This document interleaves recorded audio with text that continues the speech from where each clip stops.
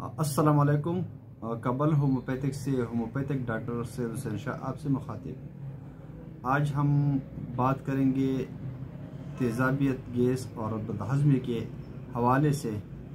मैदे के बाकायदगी की वजह से ग़िज़ा हज़म नहीं होती और मैदे में तेज़ाबियत पैदा होकर गैस की शक्ल इख्तियार कर लेती है। पेट में अफारा, रयाही दर्द, सपरा की ज़्यादती, मरमर और सर में दर्द रहता है।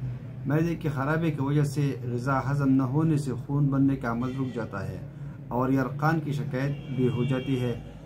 तो होम्योपैथिक में एक मेडिसिन है, इसका नाम है बायोप्लासाजीन नंबर 25। ये डॉक्टर वॉलमार शवाबे कंपनी जर्मनी का बना हुआ मेडिसिन है। ये दवा मादे के निज़ाम को दुरुस्त रखकर बदहज़मी, मैदे में तेज़ाबियत और गैस बनने के अमल को रोकती है। तो आप ये दवा इस्तेमाल करके अपने मंदरजा बाला जो मसाइल है इसके लिए अक्सीर का दर्जा रखती है।